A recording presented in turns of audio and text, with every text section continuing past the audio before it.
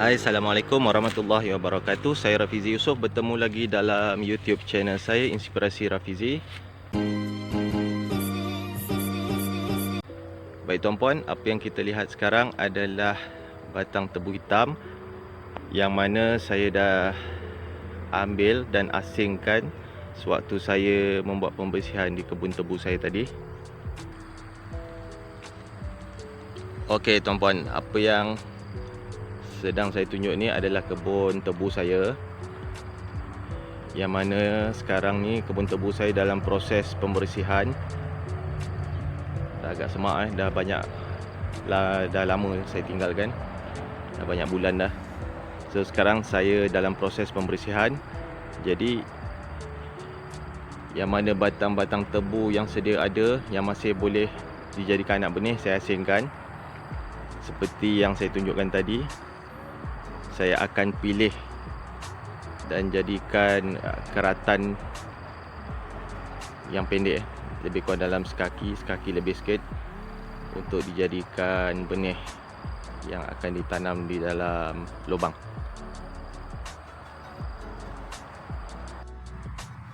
Seterusnya, langkah-langkah pemilihan keratan batang tebu. Yang pertama, saya akan kerat panjang lebih kurang sekaki lebih, yang mana mata tunasnya masih berfungsi ataupun masih dalam keadaan baik. Okey, kita cek. Okey, mata tunasnya baik. Jika boleh, cari keratan batang tebu yang masih segar. Okey, setelah kita kerat dalam keadaan macam ni, saya mengambil racun ulat. Saya bancuh dalam air, dalam baldi. Kemudian saya masukkan keratan batang tebu ni. Biasanya banyak, lebih kurang boleh masuk separuh guni ataupun hampir penuh lah guni tu. Saya letakkan ataupun curahkan air yang dah dicari tadi. Fungsi dia adalah mengelakkan daripada ulat ataupun semut-semut pada mengganggu usaha tanaman yang akan kita lakukan. Dalam masa yang sama, saya lihat akar pada keratan batang tebu tu sendiri, dia akan cepat keluar. Okey, macam ni, akarnya cepat keluar. Lebih kurang saya simpan dalam 5-6 hari, sudah kelihatan akarnya keluar. Kemudian bila akar dah keluar, bila kita tanam, akan memudahkan pertumbuhan keratan tebu tersebut. Baik, sebentar lagi saya akan tunjukkan praktikal saya tanam keratan tebu ini pada lubang. Sebelum tu saya nak ingatkan, seperti yang saya katakan tadi, saya akan masukkan keratan tebu ini ke dalam guni dan disiram dengan racun ulat. Tuan-puan jangan lupa selepas siram seluruh batang tebu yang ada dalam guni tu hendaklah diikat di atasnya. Diikat dan dibiarkan selama beberapa hari, lebih kurang seminggu macam tu. Selepas 5 hari, tuan-puan boleh buka, lihat jika dah keluar akar. Okey, bermakna batang tebu ataupun keratan tebu tu dah siap sedia untuk dialihkan pada lubang. Okey, jom kita pergi tanam batang tebu ni ke dalam lubang. Okey, ini dia tuan-puan, lubang tebu yang telah saya gali sebentar tadi. Okey, tengok lebih kurang kedalaman lubang yang saya buat. Okey, untuk makluman, lubang yang saya buat ni sebenarnya di atas batas. atas batas, ada parit tepi dia. Okey. Tanah yang saya buat ni tanah sawah. Jadi jika tuan-puan sama juga tanah sawah, pastikan lubang yang kita buat itu bila hari hujan airnya tak mudah bertakung. Ini bermakna lubang yang kita gali itu ada kena tinggi sikit daripada parit untuk air. Okey. Okey, bagaimana cara saya tanam tebu? Okey, macam ni.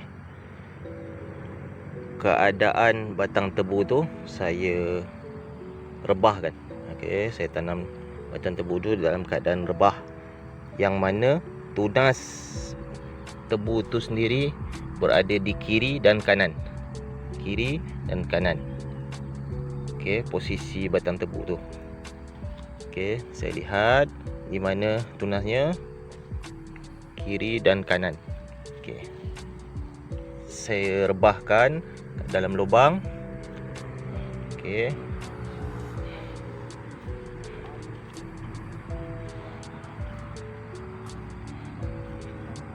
Okey. Begini keadaannya. Okey, tunas tu saya biarkan dalam keadaan kiri dan kanan. Berada di kedudukan kiri dan kanan. Okey, begini.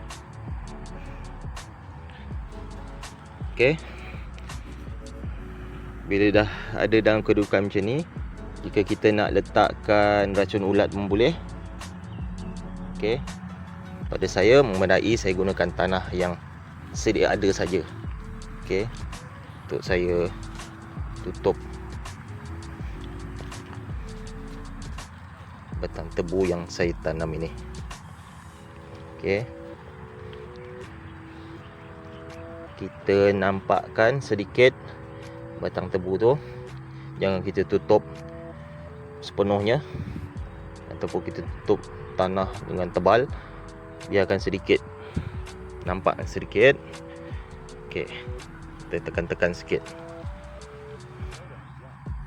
Walau bagaimanapun, seperti yang saya katakan tadi, kita dah masukkan batang tebu, kerataan batang tebu ni dalam guni. Ada kalanya tunas yang keluar tu cepat Jadi tunasnya keluar agak dah bertunas tinggi. So di sini kita kena berhati-hati. Kita letakkan dan kita tutup tanah ni dalam keadaan berhati-hati, takut tunas tu patah. Okey. Kat situ kita perlu perhatian sikit lah. Okey, bila kita dah biarkan begini, kita boleh siram air. Kalau musim panas, kita bantu siram air sehingga tunas-tunasnya boleh membesar dengan subur. Okey. Baik tuan-puan, dalam beberapa minggu kemudian, jika kelihatan tunas-tunas dah keluar, kita boleh bantu sedikit. Kita pupukkan tanah. Kita hancurkan tanah sedikit, kita pupuk, kita letak di pangkal-pangkal ataupun kita kambus di mana kawasan-kawasan pangkal daripada tunas yang keluar tu. Okey. Kita support air jika musim panas, kita support air sikit, kita bantu air untuk mengekalkan tumbesaran yang baik. Okey. Semoga perkongsian ini bermanfaat. Semoga memberi inspirasi. Hingga bertemu lagi. Assalamualaikum.